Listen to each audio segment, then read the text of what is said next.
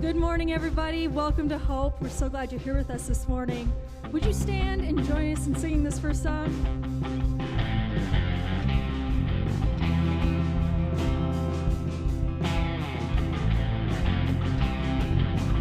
You called us out from the depths and into your freedom, and our chains are gone. No weapons formed shall prevail. Your word is stronger, and we overcome.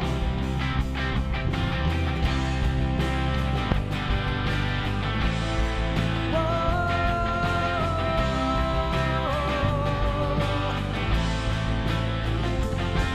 Your glory resounds through the age, and our saints declaring your great renown. Your kingdom forever will stand. We won't be shaken. We will not fear. Our God, a mighty warrior. You're a consuming fire. In victory you reign. We triumph in your name. Jesus, the great commander. You conquered death forever. In victory you reign. We triumph in your name.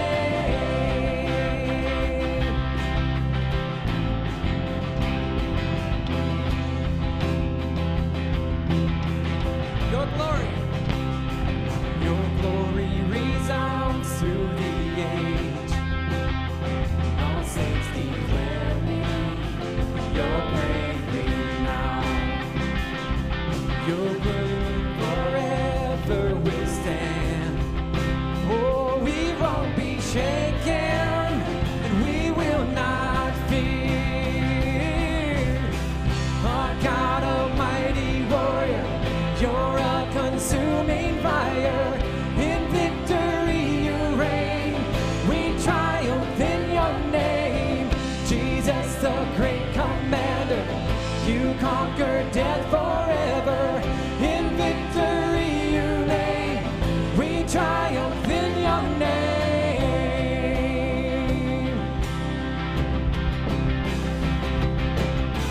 And we declare your name is power. Exalted one, your name is higher.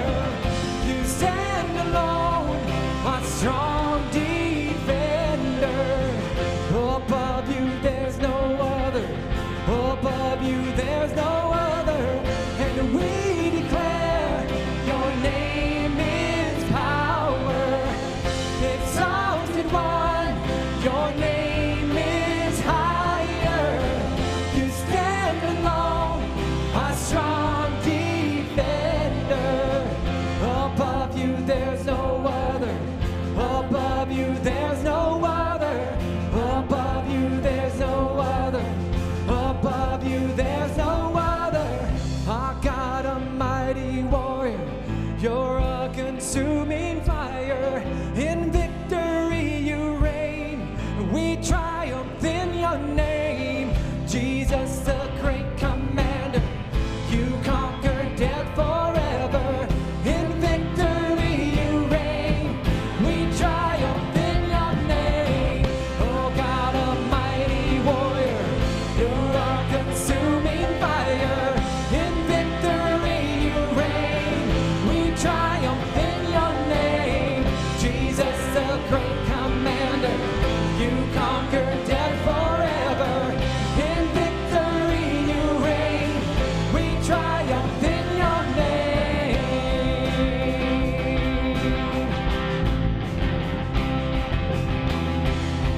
So glad you're with us this morning. Would you take a moment and greet someone next to you?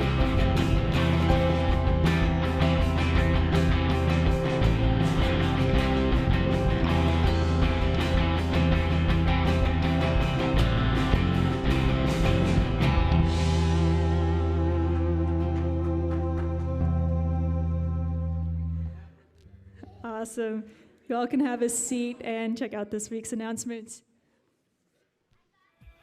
Hi everybody and welcome to Hope Church. We're glad you're with us today. I'm Steph Johnson, the Children's Director here at Hope, and I'll be your host taking you through this week's announcements. If this is your first time at Hope, we want to give you a special gift. Just fill out your Connect card, which is found in your worship folder, and stop by the meet and greet table located right inside the Connection Center. To get more information on what is going on at Hope and find out how you can get involved, we recommend attending a series of experiences called Growth Track. Growth Track will help you get plugged into the life of the church. And if you'd like to register or see the list of what we have to offer, just visit our website at gfhope.org/Growth Track. We are going to be starting another season of Grief Share on Thursday, June 13th at 6:30 p.m. If you've lost someone close to you, you're invited to join us for this 13-week group. We're also offering Betrayal and Beyond, a group for those who have been betrayed by their husband or spouse, and Celebrate Recovery, a group for those who are dealing with life's hurts, habits, and hang-ups. You can join any of these groups at any time, and as always, they are open to the public. Kids Camp is next week already, and there is still time to sign up. On June 3rd through 6th, from 6 to 8:30 p.m., we will welcome hundreds of kids and volunteers here at Hope Church for an amazing week. During this time, your child will participate in a variety of fun activities like worship, crafts, large group Bible teaching, and games. Kids Camp is for those who are 4 years old all the way through entering 6th grade and is open to the public. To register your child, please visit gfhope.org/kidscamp, or you can use the insert in your worship folder today to register right now. Just drop it off in the offering basket or at the Kids Camp kiosk in the Great Hall. There are t-shirts available in the Great Hall for $10 if you'd like to purchase one. We're also looking for about 15 more people to serve as small group leaders for Kids Camp. Don't let the title scare you. As a group leader, you have the privilege of experiencing Kids Camp with a group of about 8 to 10 kids, accompanying them to each rotation, and every rotation is led by another leader who does the teaching for you. So sign up at gfhope.org/kidscamp or stop by the kiosk in the Great Hall if you'd like to join us for that. Before we go, we want to draw your attention to the June events postcard in your worship folder. On there, you'll find all of our events happening in June. Well, that does it for today. Once again, thanks for being here, and we hope you have a wonderful week. I invite you to stand for a time of worship, singing worship to our God this morning.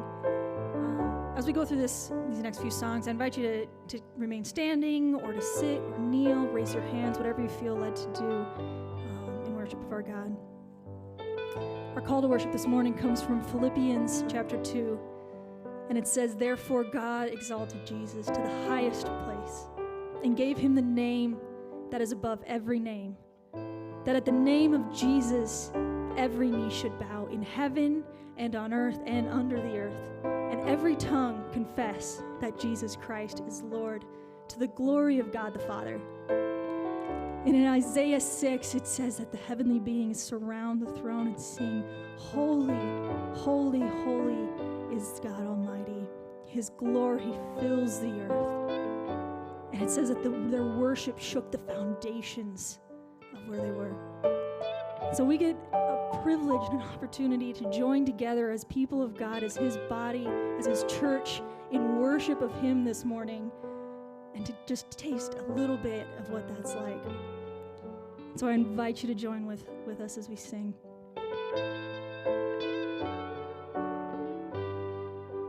want to be close to your side, so heaven is real and death is a lie. I want to hear voices of angels above, singing as one. Hallelujah, holy, holy, God Almighty, the great I am, who is worthy, none beside thee, God Almighty, the great I am.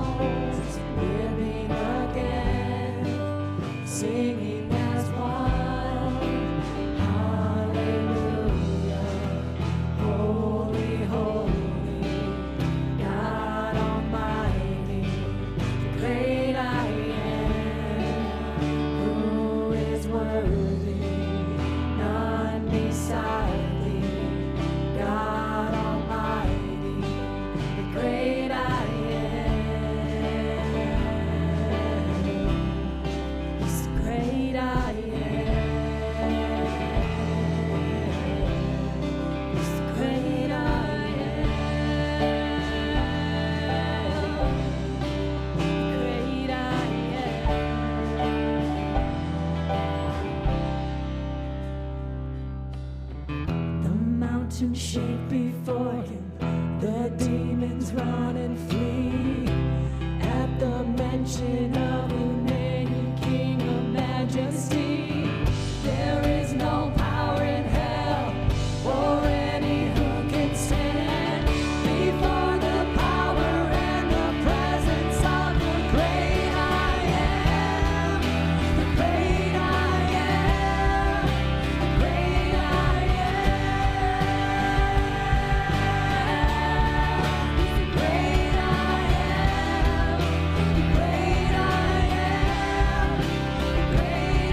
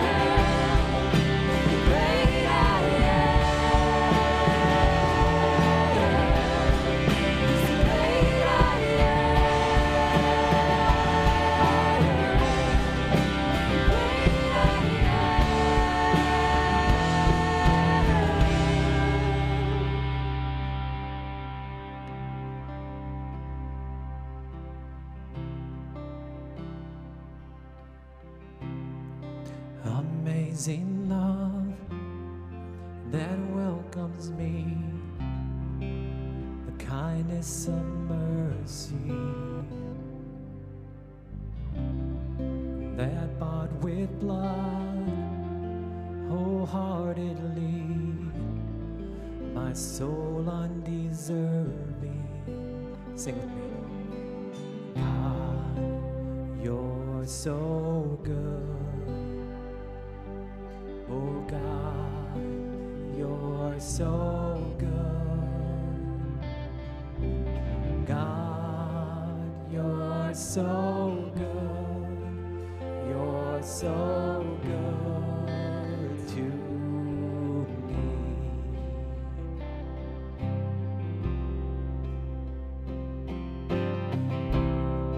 Behold the cross, age to age, and hour by hour. The dead are raised, this sinner saved.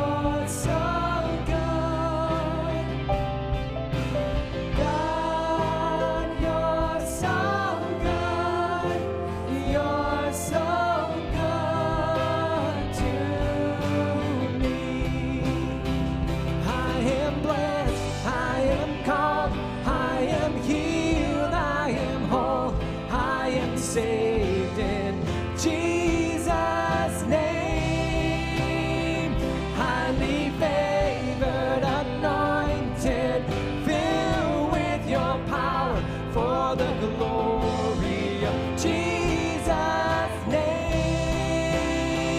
I am blessed, I am called, I am healed, I am whole, I am saved in Jesus' name. Highly favored, anointed, filled with your power for the glory of Jesus' name.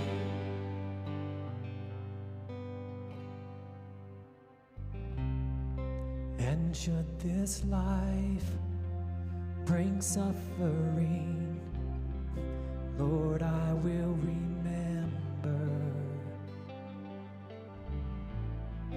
what Calvary has bought for me, both now and forever.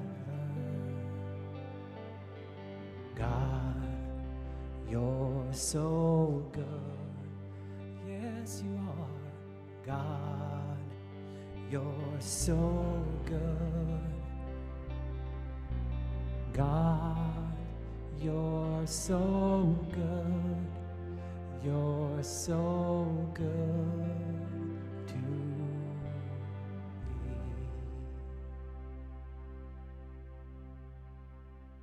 Caught up in your presence,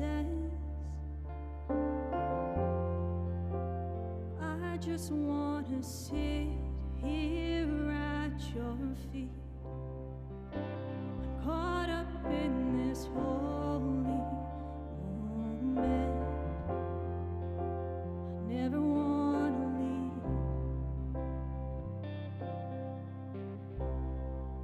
Oh, I'm not here for blessings.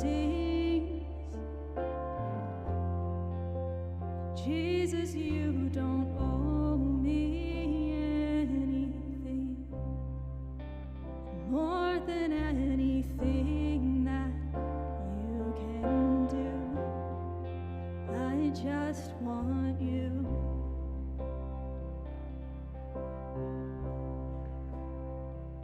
And I'm sorry when I've just gone through the motions. I'm sorry when I just sang another song. Take me back to where we started. I open up my heart to you.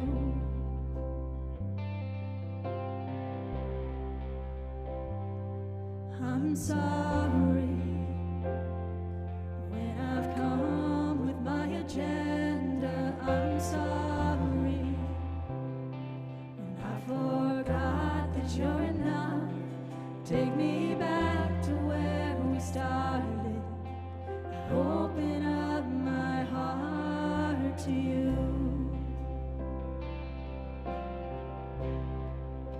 I'm caught up in your presence.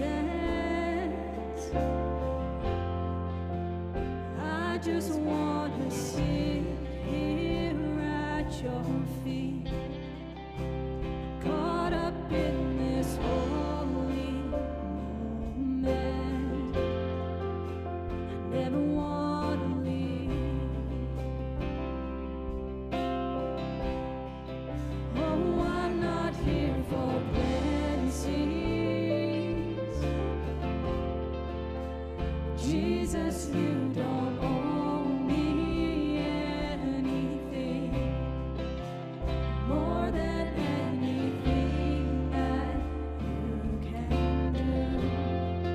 I just want you.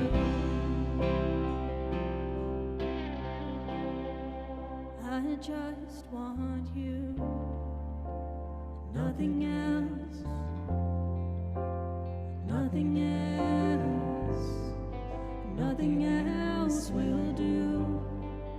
I just want you. Nothing else. Nothing else. Nothing else will do. I just want you.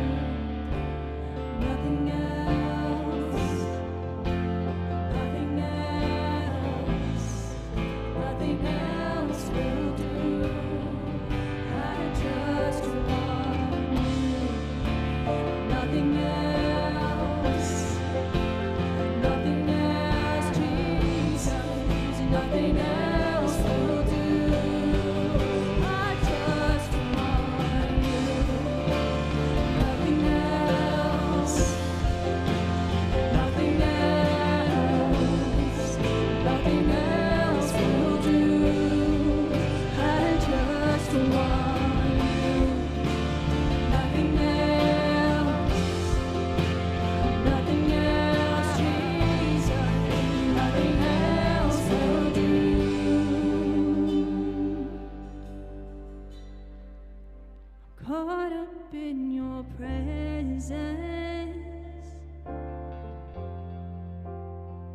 I just want to sit here at your feet.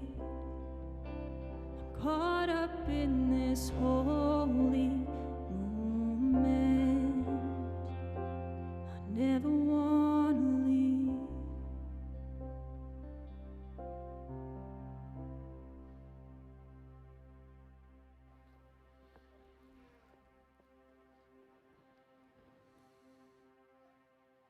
Heavenly Father, thank you. Thank you for this moment. And for that song, God, and the other songs that guide us to worship you. God, I'm challenged by those words, though. God, I don't want anything else but you. God, I want that to be true, but you know, God, that in my heart and mind there's other things that compete for you.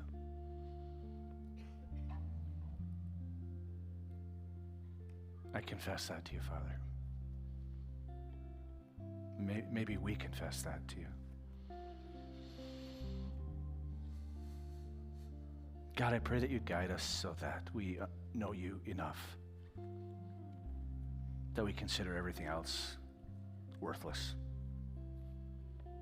Not that we don't appreciate the stuff and the things and the places you've placed us, but in comparison, Father, we don't want those things or those moments, experiences, and dreams and passions to cloud our thinking about you.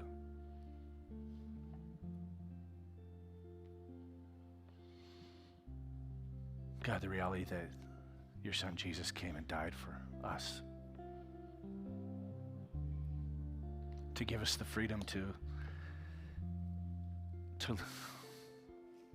like, God, you give us the freedom to ignore you or to follow you or to worship you or to be thinking about all the other things we have to do today. And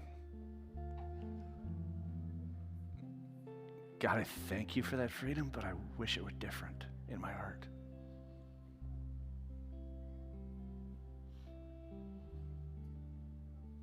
God, I thank you for the freedom we have as people who live here in this country. God, I know that there's hardly any contrast between the freedom you give us and that freedom, but we do have the freedom to worship you. That there's men and women who died, and we remember that on this Memorial Day weekend, that they died so that we could have the freedom to live here, the freedom to pursue things, the freedom to have life and liberty. But God, we never, ever, at least I think we never want that to compete with you. So we hold these two freedoms in tension, God, and we ask that you'd coach us, that you'd teach us, that you'd walk with us so that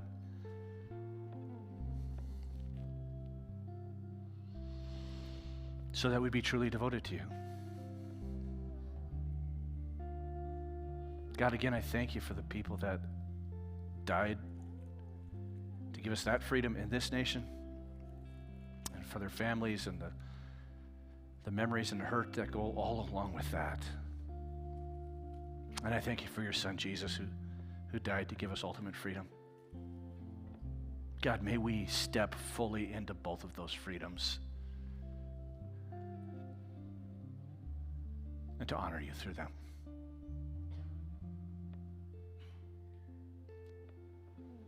Again, thank you for this moment, Father. Amen. You may be seated. We're going to take our morning offering and our tithes and our offerings. And first, for those of you who have been faithful, and thank you so much. We took a significant jump in our budget in January, and like, you're all providing in a way that is honoring to God, and thank you for that. As you move into summer, please continue to be faithful.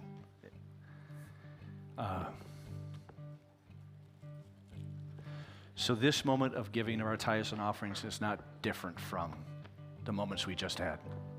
It's an act of worship, and I know that's hard for some of us to do that, but just grab the basket for a moment and just thank God for his hand on your life and his blessings of your life, and then give. If you're a guest with us this morning, we have this tradition. We don't have a lot of traditions, but we do have this tradition that we invite you to not feel obligated as the basket comes in front of you, but to let us host you in the presence of a God who loves you. Let's continue through our giving and through song to worship the one who loves us.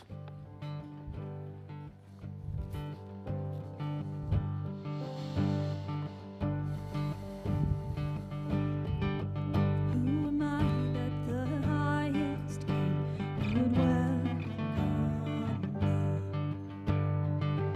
I was lost, but he brought me. Oh, his love for me. Oh, his love for me. Who the Son sets free, oh, is free indeed. I'm a child of God. Yes, I am. He at last has ransomed his words from sin. While I was a slave to sin, Jesus died for me. Yes, he died for me. Who the Son sets free, oh, is free indeed. I'm a child of God. Yes, I am. In my Father's house, there's a place for me. I'm a child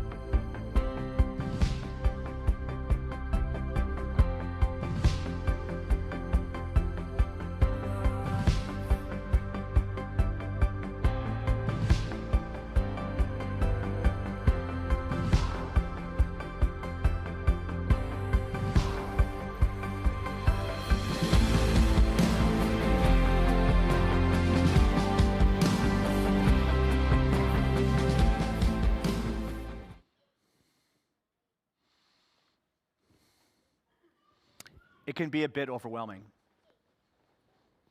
It can be a bit exasperating when people who have experienced something or seen something that you haven't experienced or seen, and they want so bad for you to experience it or see it, and they never stop talking about it, and you don't see it, and you haven't experienced it, and they just keep going on and on and on. My wife Bonnie has that problem.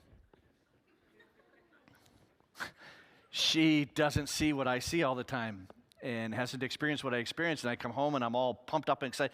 Our staff has that problem when I'm away at a meeting and I write back to them about all the ideas that I have, and it can be exasperating. At least that's what I'm told. I think it goes like this. Sometimes you're just exasperating. But the disciples, like when Jesus rose from the grave, they saw him. They saw the nail prints in his hands. They saw the wound in his side, and they were so significantly changed that they couldn't stop talking about it. It changed everything for them. But one of the disciples wasn't there. His name was Thomas. Thomas was not present when the other people saw Jesus. When the other people saw the nail prints in his hands and the other people saw the hole in his side, Thomas wasn't there. And they came back, and in the Greek language it says over and over and over, they kept telling him, we have seen him. We've seen the nail prints in his hands. We've seen his side. Jesus is not dead. He's alive. Over and over. Jesus said, Thomas, you got to believe. He's not dead. We saw him with our very own. Thomas, we saw the nail prints in his hands. We saw the hole in his side. Thomas, this changes everything. He's not dead. And Thomas is thinking, I saw him crucified. I saw him dead. I saw him buried. I saw them wrap him in the grave clothes and stick him in the tomb. I can't get my head around what you guys are saying. And they're like, over and over, Thomas, you got to believe. We've seen him. He's not dead. He's alive. We've seen the nail prints. And Thomas is like, look, I'm not going to believe until I see the nail prints. I'm not going to do it until I stick my finger in his hand. I drive my hand into his side. Then I'll believe. Basically, he's saying, you guys say you saw the nail prints? I want to see the nail prints. In fact, I'm going to go a step further. I'm going to do the thing. Otherwise, I'm not in. I'm not going to believe. Matter of fact, that's the way he says it. He says, I will not believe until. That's actually the strongest way in the Greek language to say that you're not going to believe something.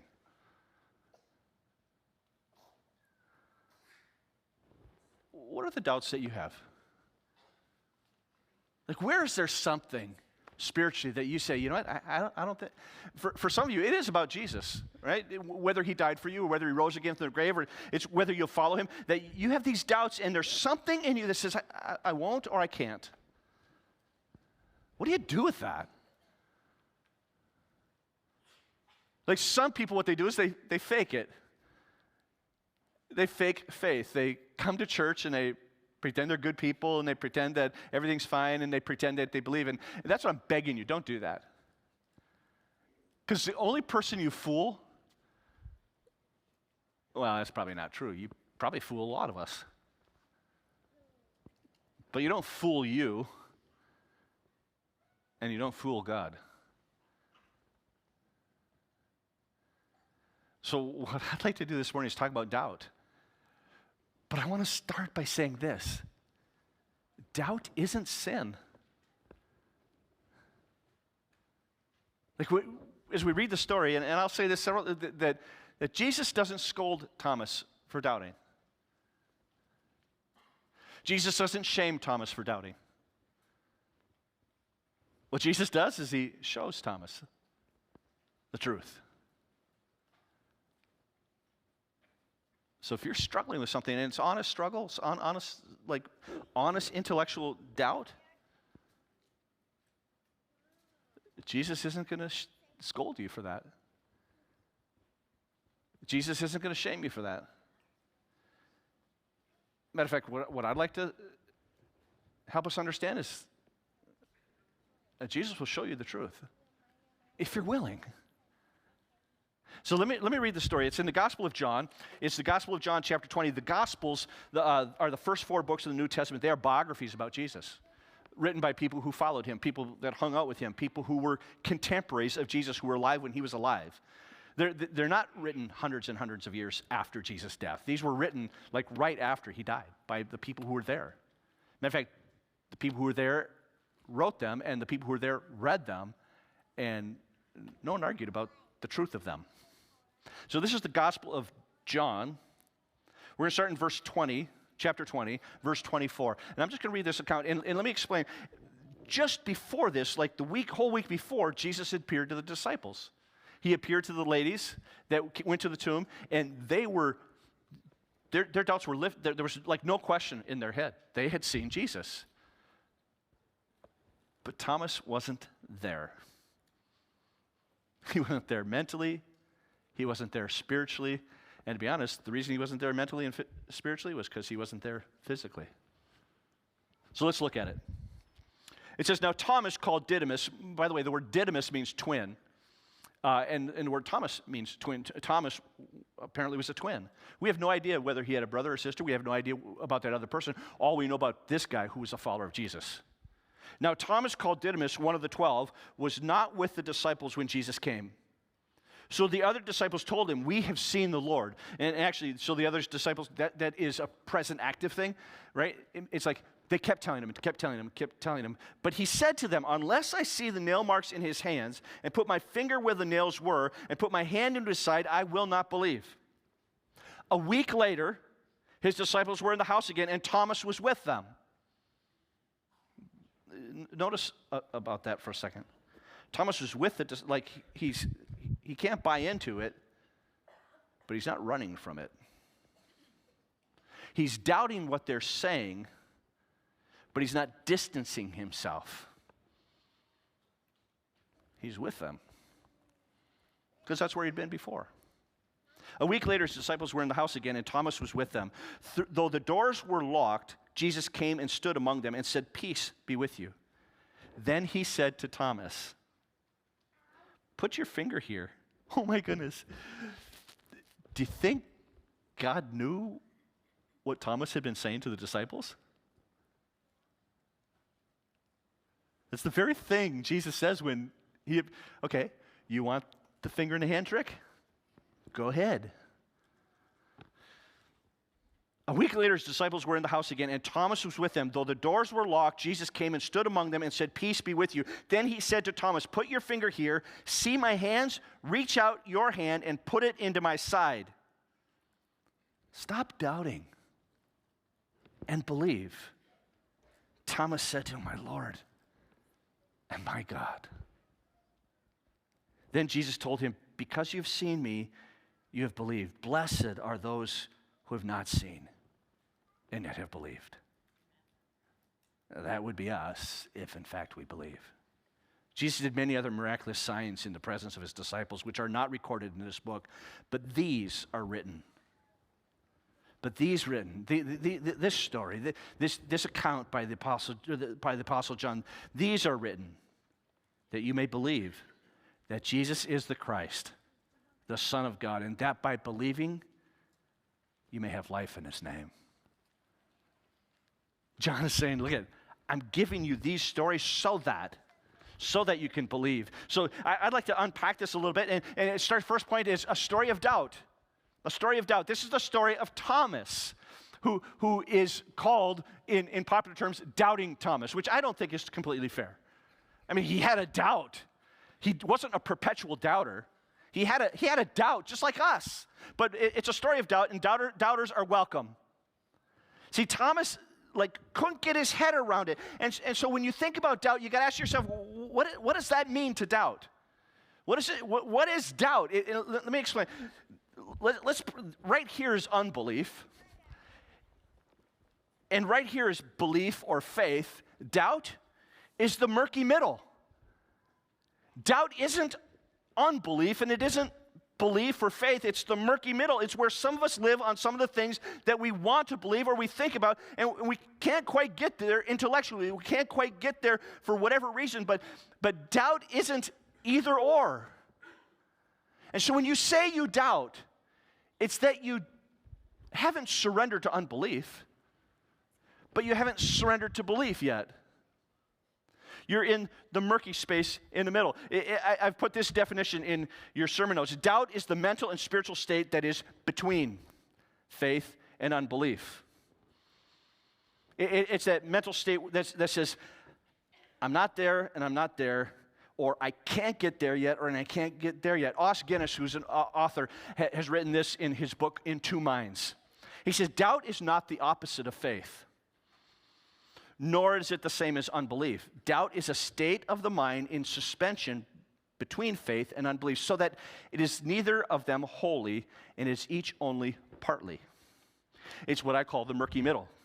This distinction is absolutely vital because it uncovers and deals with the first major misconception about doubt, the idea that in doubting, a believer is betraying faith and surrendering to unbelief. No misunderstanding causes more anxiety and brings such bondage to sensitive people in doubt. The word unbelief is usually used of willful refusal to believe or a deliberate decision to disobey. Be careful how you stereotype Thomas, right? Or others like him. Because having a doubt doesn't make you a constant and perpetual doubter. Thomas was a follower of Jesus. Whatever was going on in his life, Jesus called him and said, come follow me, and Thomas left everything to follow. He did experience all of the miracles. He did see all of that stuff, and he still wouldn't believe the resurrection yet. But he wasn't like this guy who was messed up. He was a guy who, if you read the account in the passage that's in your sermon notes in the Gospel of John, when Lazarus was dead, the disciples, Jesus planned to go back to raise Lazarus from the dead, and the disciples said, but they want to kill you if you go to Jerusalem. And Thomas says, well, then let us die. This was a courageous man. And maybe that's what's needed when we wrestle with doubt. Maybe that's the thing that some of us are lacking in our doubts, is we don't have the courage to wrestle it down. Thomas was this guy who, after the resurrection, after seeing, after believing, he made this declaration, my Lord and my God. That's the challenge. To take your doubts, to ask God, show me the truth, and then when you see the truth, stop doubting. Make a choice, one or the other. But what he's saying is, and what people want to say is that we call him Doubting Thomas, but the truth is he wasn't he became an incredible follower. Matter of fact, we know that between AD 52 and AD 72, that Thomas was a missionary in India. Like he went on, he took the message on the road, and everywhere he went told them, I have seen the Messiah. I saw him risen from the grave. He's not dead. He's alive. I saw the nail prints in his hand. I saw the holes. By the way, do you notice that? Jesus said, look here. Thomas didn't even need to touch. That's what he said. I'm not going to believe until I put my finger in his hand and I put my hand in his side. But Jesus said, see, here, come on, Thomas. And Thomas stops and he says, my Lord and my God. And then he took that on the road. But here's what's even more amazing to me. This doubter, this person who couldn't believe or wouldn't believe, at the end of his life was asked to deny Christ. He had been arrested in India, is what tradition tells us. And they said, deny Christ and you can go free. And he refused. And here's how they say he died. They stretched him out on the ground, and they drove a stake through his heart and pinned him to the ground. There was a man who, whatever doubts were going on in his life, he wrestled them towards truth, and then the truth set him free. So be careful. Be careful how you characterize him, and even be careful how you characterize yourself. Don't be afraid of your doubts. Your doubts don't have to destroy you. Don't be afraid to say, like, this is what I'm doubting. Don't fake faith. Like, if you have a doubt and you don't have the faith to believe something, don't fake it. Have the intellectual integrity to be honest about your doubts. Don't pretend. don't suppress. Like, don't say, okay, I can't do this. Just, like, give it voice. And be honest about the doubts. See, there's something, I don't know if this is completely true or not, but I sense it, so I'll just say it. There's something about church that when you doubt something, you feel like you can't admit it. I don't know what that is. I don't know if it's a real thing or if it's an imagined thing, but that people who doubt or people who struggle sometimes feel like, oh, I don't fit because I don't doubt. Notice what Thomas did. The other guys believed. Thomas doubted. He still went there and hung out. Whatever they were doing, they didn't embarrass him. They didn't push him away. He didn't allow himself to be pushed away. He still was there. He still hung out with them. And what happens, that for some reason in church, we think we have to pretend that we believe something that we don't believe.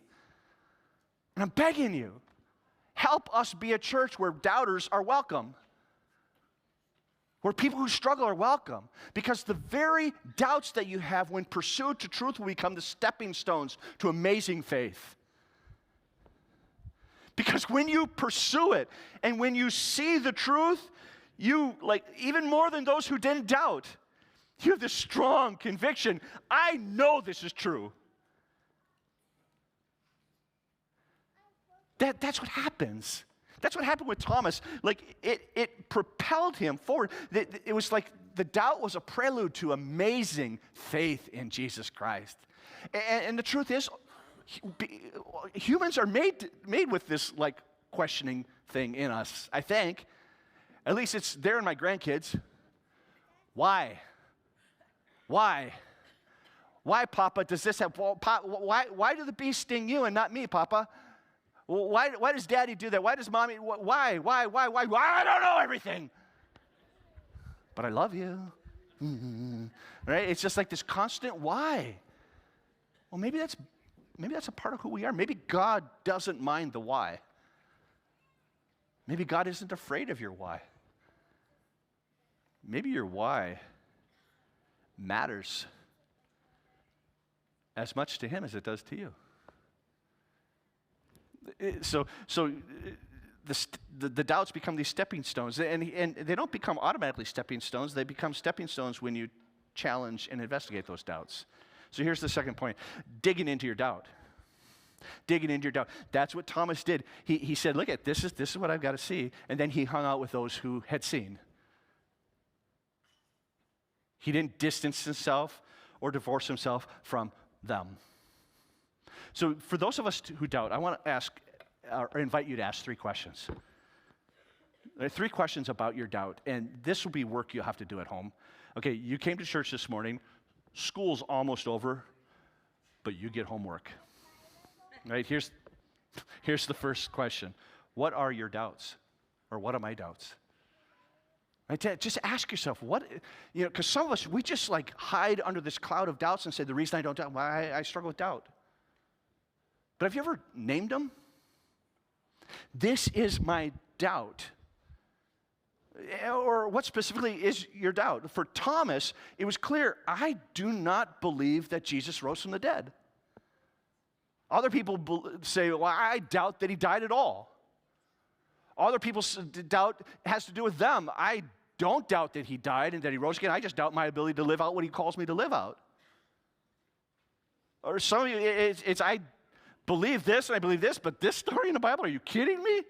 The whole walking on water thing? I doubt it. But just ask yourself, what is it that I'm doubting? And some things in the end, you'll find out that when you pursue that, when you wrestle that down, when you chase that doubt, which the investigation, you'll discover truth. And then you'll see, oh, I see how that is true. Or you'll end up with something that you believe this, and there's enough of what there's true about God that you believe, but this thing over here you have struggled with, and you say, okay, I'm just going to have to believe that by faith. I can't prove that one, but there's enough of what I believe about God that is true that I can trust Him for this piece. I'll have faith on that. But name it and say, this is what I doubt. Here's a second question. Why do I doubt? Ask yourself, why do I doubt? Now, for some of you, it'll be easy. I doubt because I can't believe this. But for some of us, I doubt, or you'll discover that you doubt because that's what you've been told by your friends over and over and over. That's what you've been told by your family over and over. You suffer from secondhand doubt. Right? You've breathed in enough of secondhand doubt that has become a part of your thinking. You don't even want it there, but it's there because you've been taught or hung around with people that doubt so much that you maybe don't doubt, but that you have this cancerous doubt in you because it's secondhand. Some of us, the answer why I doubt is I just haven't tried not to. I haven't studied or I haven't looked at it. I haven't pursued the truth. Some of us, we doubt because we're intellectually lazy. It's easier for us, for some of us, just to say, yeah, I doubt, and then people just, oh, okay, then you leave you alone. But it's to ask, why do I doubt? I'm going to come back to this in a moment, but some of us, the reason we doubt is because we have this ongoing sin in our life. And that may sound weird. What's that got to do with what I believe about things? But here's what happens. If you continue in an area of sin, it weakens your ability to believe. Like it pecks away, it chops away at the metal of your heart or the metal of your thinking. And you realize, oh, dang, I don't believe because I can't, because I've got all this other stuff going on. Why do I doubt? There's this woman, I love this story. This lady wrote a letter to J. Vernon McGee. Some of you may remember, he was an old radio preacher, J. Vernon McGee. And she said, she was talking about her pastor, and she was struggling with the idea whether Jesus had really died or not. Right? And so she wrote to J. Vernon McGee and said, our preacher said that on Easter, Jesus just swooned on the cross, and that the disciples nursed him back to health. What do you think? Because she was struggling with whether he really died or not. And so her pastor had said, he didn't really die, he just kind of passed out. Here's what J. Vernon McGee writes back. Dear sister, beat your preacher with a leather whip for 39 heavy strokes. Nail him to a cross, hang him in the sun for 6 hours, run a spear through his heart, embalm him, put him in an airless tomb for 3 days, and tell me what you think. I like that. It's pursuing the truth. Right? It's thinking it through. Why do I not believe what I believe? Because for some of us, we haven't investigated. Here's the third question. Am I willing to investigate and challenge my doubts? Am I willing? Like, am I willing to say, okay, this is what I doubt. This is what I'm not sure is true. Are you willing to say, I'm going to keep asking God to show me the truth? Ask him for help. There's this story of this father whose child was possessed by a demon, and they went to Jesus, and Jesus says, anything is possible. And the father says this, and I love this. This is found in Mark chapter 9. He says, I do believe. This is what the father said. I do believe. Help me overcome my unbelief. I do believe. Help me. It's like some of us, we have these doubts, but I still doubt. Or I want to believe, but I want to. But I doubt. And here's what happens. Here's the answer to all this. Doubts grow in the darkness. If you continually doubt, but you don't ever expose it, doubts will continue to grow. So doubts grow in the darkness of solitude, of hiding and keeping it private, and doubts grow in the darkness of silence, of never speaking it loud. That's the thing that Thomas didn't do. He didn't go into solitude with his doubts. He didn't hold them in a little encased space in his head. He hung out with the disciples and he said, this is what I'm doubting.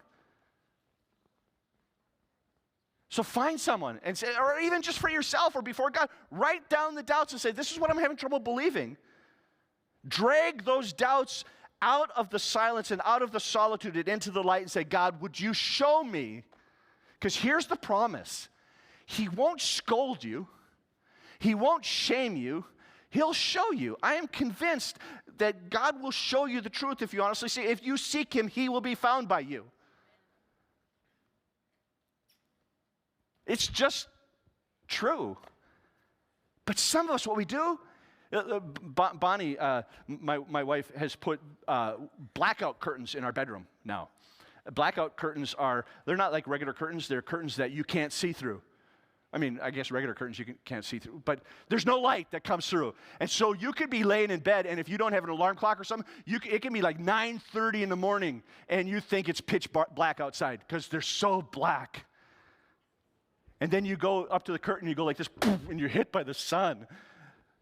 Right? It's when you expose and pull back the blackness, the light comes in, and some of your doubts will begin to automatically be given truth. But here's that other area that I refer to. Doubts grow in darkness, in the darkness of sin. We teach the confirmation kids this. It says, what are the results of sin? The results of sin are broken relationships and a weakening of ability to obey God. And finally, eternal separation from Him. When you are consistently involved in a sinful area that you know God doesn't want you to, I mean, not that you're struggling with it. That's not what I mean. It's like the surrender to a sinfulness, right? That's like a lab for doubts to grow because it whittles away. It weakens your ability to trust Him. It weakens your ability to obey Him. It's like growing mushrooms in the basement. Mushrooms grow best when the spores are exposed to darkness. And then those little things begin to grow. And they fill the room. Just like those doubts fill your mind. It's because you know that you haven't been living in a way that God wants you to live. And it's the solitude, the silence, and the sinfulness. But here's the truth. I have the confidence. I have a massive confidence in God that if you go to Him with honesty and integrity and say, I don't want to doubt. I'm willing to pursue this. I'm willing to ask. I'm like fully confident that He'll show you. Matter of fact, I wrote a challenge in your sermon notes. It'll be on the screen here. Let me read it to you. If you are a person who has doubts, I challenge you to grab an intellectual and spiritual shovel and dig into those doubts. Don't ignore them. Don't allow them to exist uninvestigated and unchallenged. Recognize that your digging into your doubts may take time. However, if at the end of your digging you still don't believe in Jesus Christ, then stop doubting. You are no longer a doubter, you are indeed an unbeliever. But if you believe, then join the ranks of those who believe and have life in His name. That's the challenge, to investigate. And if at the end of your investigation you still don't believe, then become an unbeliever. But be honest about it. But I also believe this is an extra confidence, that even as an unbeliever, God can change that in you. But don't pretend. Here's the point number 3, a story of belief and faith. Thomas, when he discovered, said, "My Lord and my God." In the investigation of your doubts, in the investigation and the challenge of your doubts, when you come to the truth, make a decision. Doubts settled demand decision. Maybe that's why some of us won't investigate. Because we know that at the end of our digging, at the end of the seeking truth, at the end of pulling back the blackout curtains, at the end of putting a light down in the basement and starting to pluck the mushrooms and saying, this mushroom is growing in my heart, this is a doubt that's growing, and I start to expose it to light, then it's no longer able to grow and to develop. Maybe, and that demands change. Maybe the statement, my Lord and my God, is something we're unwilling to do. And we just couch it in doubt. But for those of us who it's real, I'm convinced that if you pursue it, that you will end up at the space where you can say, just like Thomas, my Lord and my God. Don't be afraid of your doubts. Jesus will not scold you. He will not shame you. He will show you. So what if you just ask Him? What if you just named it and said, I doubt this, and I'm doubting this. Will you show me truth? There's several resources, right? There's the Bible. I don't mean that flippantly, but some of us, like, it's full of like eyewitness accounts of what happened. Written right after, not like some people say, well, yeah, it was written thousands and thousands of years or hundreds of years later. It wasn't. There's plenty of proof that the Bible was written within 70 years of the death of Christ, completed. There's Lee Strobel, who was an atheist who used to work in Chicago as a reporter. He's written this amazing movie called The Case for Christ on why he changed and became a follower of Christ because of his investigation of his doubts. There's a book that I just bought for a friend. It's by a pastor in Vancouver named Mark Clark. It's called The Problem with God, A Skeptic's Challenge of Christianity. I bought 2 copies, one for myself and one for someone else. On Amazon Prime, this isn't a commercial for Amazon Prime. I just ordered it and had his address inserted, and I mailed it to him.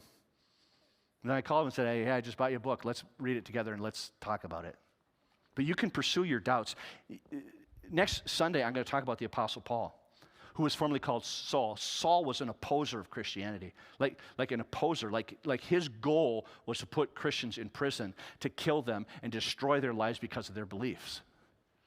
And he became the Apostle Paul, who wrote like most of the New Testament. You could say that the Apostle Paul doubted the veracity of Christianity to start. But here's what happens when you are honest about your doubts. They become stepping stones to faith. The Apostle Paul wrote this towards the end of his life. He says, but I am not ashamed of it, referring to Christ. For I know the one whom I trust, and I am sure that he is able to guard what I've entrusted him until the day he returns. I know whom I believed in, and I am convinced that he is able to hold me.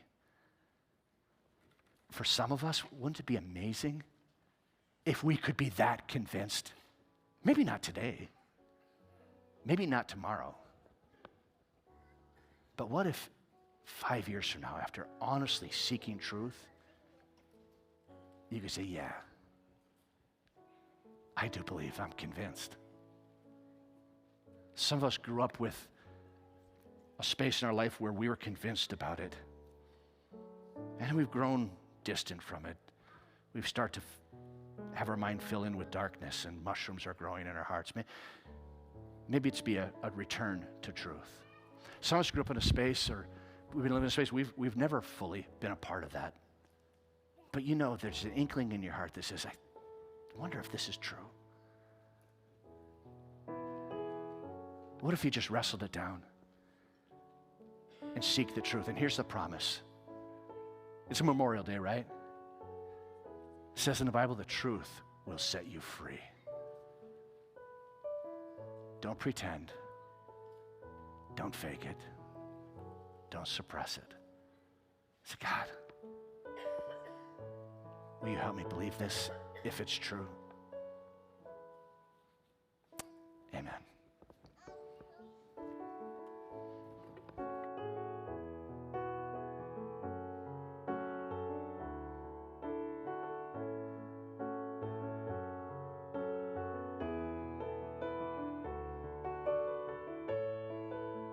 I'll invite you to stand as we sing one more song here. In this song, it's really framed as a prayer. So I invite you to just soak in the words, sing if it's true of you, and join with us when you feel like you need to.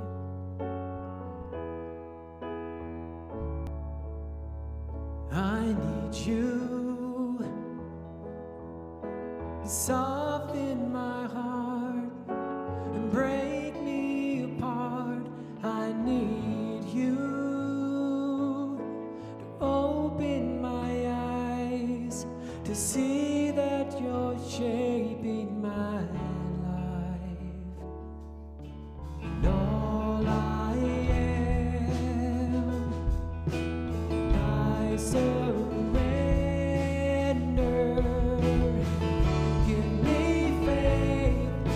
To trust what you say, that you're good and your love is great. I'm broken inside, I give you my life.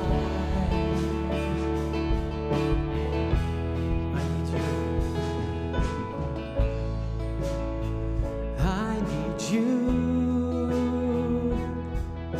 to soften my heart and break me apart. I need you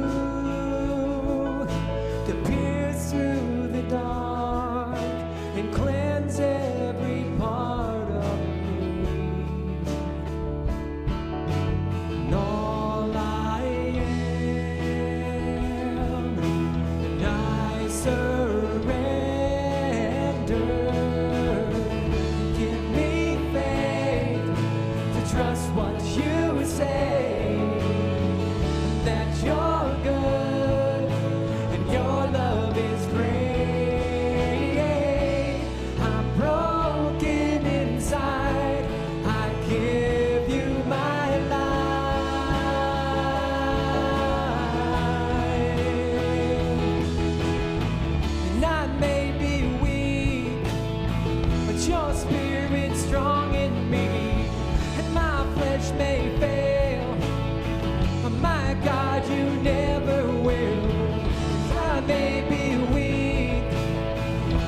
your spirit strong in me, and my flesh may fail, and my God, you never will. Give me faith to trust what you say, that you're good and your love is great. I'm broken inside, I give you my life.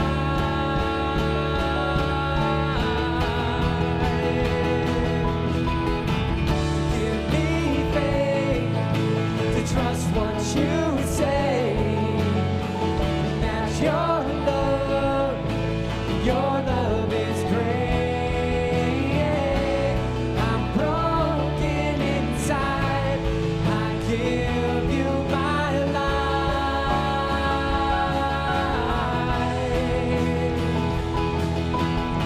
'Cause I may be weak, but your spirit's strong in me, and my flesh may fail, but my God, you never will. And I may be weak, but your spirit's strong in me, and my flesh may fail, but my God, you never will.